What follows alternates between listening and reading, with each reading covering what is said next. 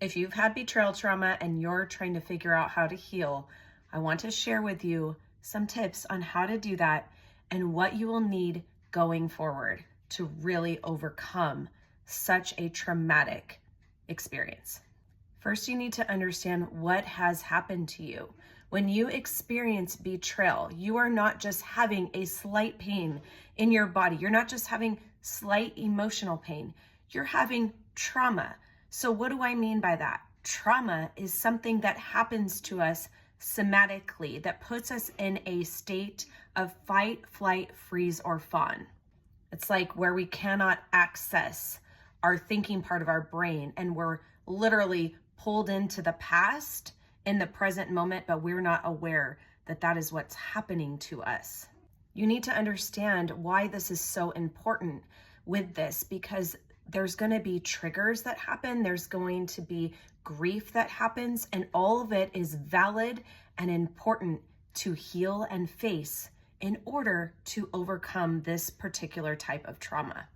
The uniqueness of betrayal trauma is that it is a relational trauma. So whether you have a relational trauma from childhood or relational trauma from your current adult relationships, or maybe even from the past when you were a teenager and in relationships, all of it is valid and needs to be healed. The level of grief that you are in is as if someone died, and yet this person is still alive, possibly in your life, even if you decided to end the relationship, but you still have them with you, and your brain is trying to make sense of the loss. And many people don't understand that grief isn't just about death. It's about loss, no matter what the loss is. You have to grieve every corner of this trauma. So what do I mean? What I mean is when the pain shows up, you slow down, get connected to your body, try to understand what the pain that you're feeling somatically is trying to tell you, and sit with it. Pull out the feelings wheel. Feelingswheel.com is a free resource for you that you can go to understand what you're feeling.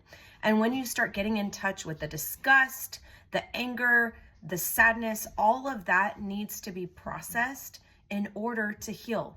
You have to grieve every corner of this betrayal trauma. You have to allow yourself to go there, not dismiss it, not try to cope, but actually face it, feel it, and get it out of your body, and specifically in relationship, because that's really where we heal the trauma